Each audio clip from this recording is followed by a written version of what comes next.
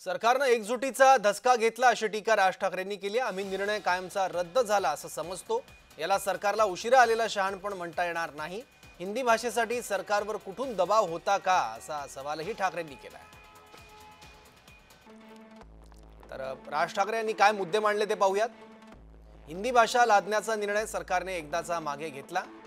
सरकारकडून दोन्ही शासन निर्णय रद्द झाले। हे उशिरा आलेलं शहाणपण म्हणता येणार नाही, कारण हिंदी सक्ती फक्त मराठी जनतेच्या रेट्यामुळे मागे घेतली। हिंदी भाषेसाठी सरकारचा इतका अट्टहास का होता? हिंदीसाठी सरकारवर कुठून दबाव होता हे अजून गूढ आहे। मनसेनं आवाज उठवला आणि हिंदीचा मुद्दा तापला। मनसेनं मोर्चा काढायचं ठरवलं आणि इतर पक्षांनी पाठिंबा दिला।